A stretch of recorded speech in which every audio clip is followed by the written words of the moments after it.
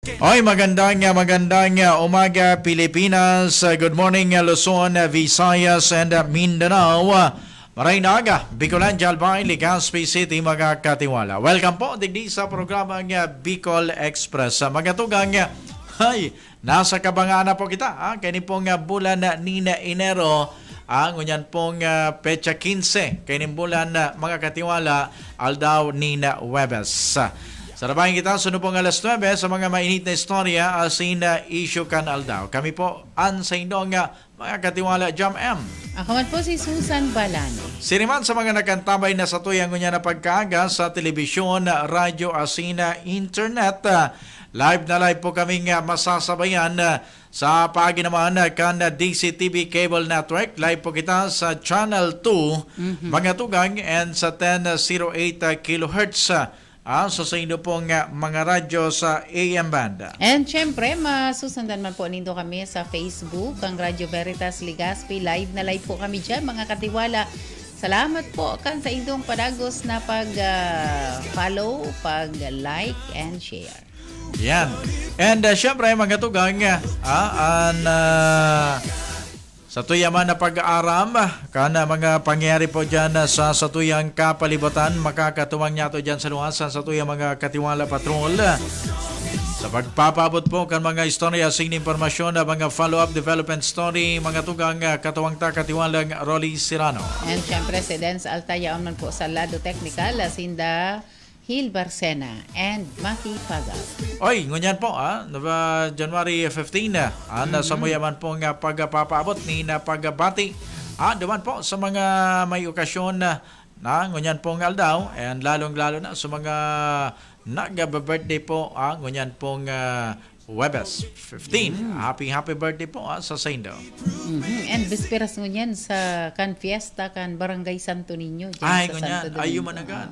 Kasi sa agaan fiesta. Oo. Ang kuyan, sa tuya sa mga nagkapirang parokya kan diocese o mga parokya kan diocese of Legazpi, igwa po ni sa diring selebrasyon kan fiesta kan Santo Niño. Diyan sa Albay Cathedral may kuyan man sinda sinulog dance, So sa Domingo po 'yan.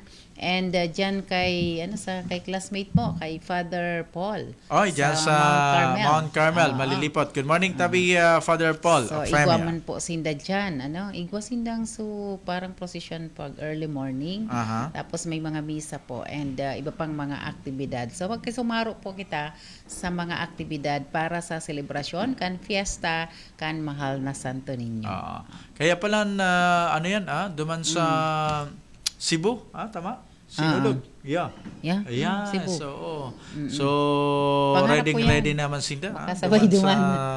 Sinulog sa mga pinag-aabangan, asing pinagdadayo po na kapiyastahan, mga katiwala. Sinulog Festival. Yes. Yuhun, grabe Pero, so, sa likod po sana pala igwa mo na aktibidad man para sa sa Santo Niño, sa iba pang park sa Tiwi. Yan, sa Uruan. Duman sa man. iba pa pang Okay.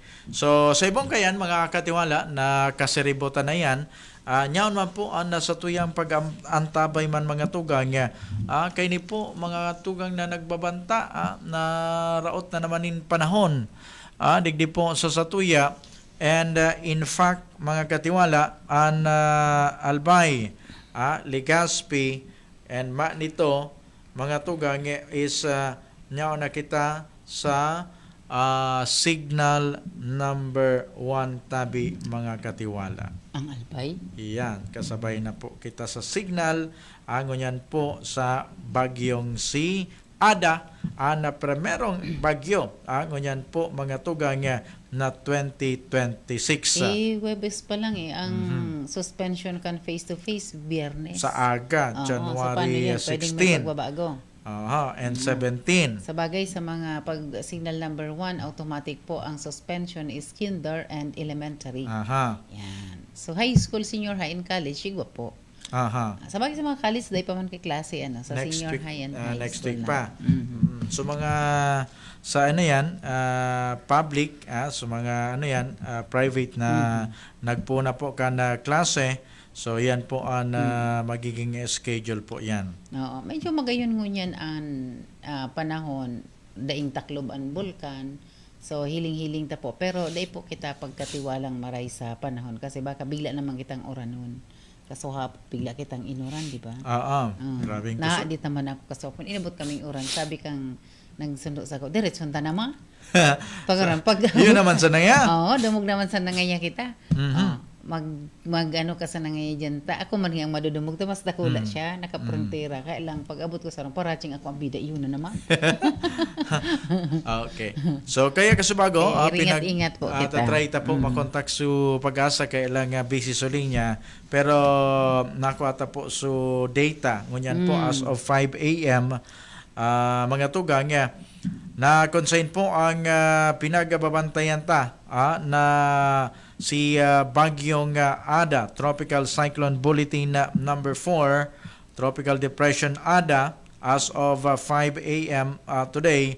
So ang location po kayo ni mga katiwala, the center of Tropical Depression na si Ada, ang na-estimate po base sa available data na 385 kilometers east-northeast of Hinatuan, Surigao del Sur, or 465 kilometers east of Surigao City, Surigao del Norte, 9.4 degrees north, 129.7 degrees east.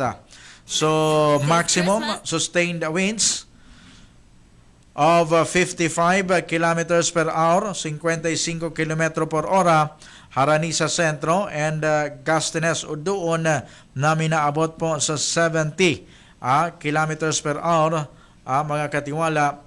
And present movement northwestward at 20 kilometers per hour. So yan po ang kaskas, and mamamatian po mga tugang ang epekto kay ni sa itinaas na mga cyclone wind signal number 1, mga tugang ang potensyal na makaka-experiensya ni na mga pag-uran asin mga kusog ni na panos na ma-experiensya na po mga katiwala digdiman po sa Sorsogon, signal number 1 na kita, and the southeastern portion of Albay, Rapu-Rapu, Manito, and Legazpi City, tabi mga tugang. Ayan.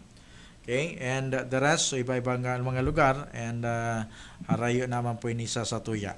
Pero, so yan po mga katiwala, ang latest dyan, nakita po niya na nakabandera na po ang signal number 1, digdiman po sa Satuya, mga katiwala. Sorsogon, and the southeastern portion kan Albay, dyan po yan sa may parting Rapu-Rapu, Manito, and yan, Legazpi City, tabi mga katiwala. So kaya abang-abang po kata, and bantayan ta po ini kasi pinagasasabi ka na Pag-asa kan pinag-forecast po ini na pinagsusubaybayan taman kundi po mag-ibaan na tracking kay ni mga katiwala, talagang masasawisawang kita digdi po sa Bicol region, lalo naman po dyan sa may parting Catanduanes. Okay? So, may dara po ining makusog na oran, and yan po ang pinaghandaan ta dyan, and sinabayan po mga tugang ba kita ning pag alboroto kan bulkan mayon. So, nyaon po ang posibilidad, tendency na may mga lahar deposits kita dyan. So, yan po ang ingatan taman. So, mag-ingat sa mga pag may bagyo, sabi ni Dr. Paul Alanis Canfibo, pag may bagyo, dahil na po pigo-observe ang 6 km permanent danger zone hanggang sa 7 to 8 extended. Gabos na po, pigo-warningan, pigpapatanida na maghali sa mga lugar na hararani po sa mga salugan. So, mga river channel, at ma-expect po kita nin lahar flow. So, yan po ang ingatan ta, no? Pag mauran, so makusog ang pag-uran, day na kita maghalat na abisuhan pa, no?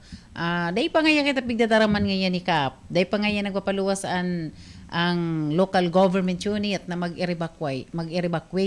Dahil na po kamo maghalat. Nahihiling nindo ang sitwasyon sa indong lugar, kamo na po ang magdesisyon, magduman na kamo sa mga ligtas na lugar.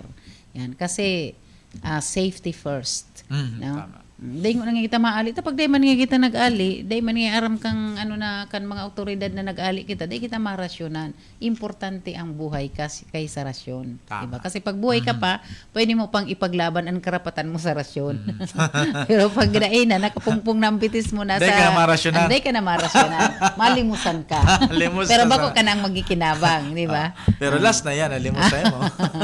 Yan. Kaya ingat-ingat po kita. Pag nag-ako ka kay mga ayuda o yan, ang pinaka-last na marireceive mo kung nakapungpong ka na, Burial. burial assistance. na. Buda sa Last na garapon na pikuulog. Limos na lang po. Ayan. So, ano ang pilihan mo? So, ayuda o so limos? Limos. So, Pero burial. kung pwedeng both, pwede. Talagang grabe ang pangangaipuan na pigo ko na ang Grabe, ha? pigo Pwede ko nga i-advance na yan. Ay, nako. Sige.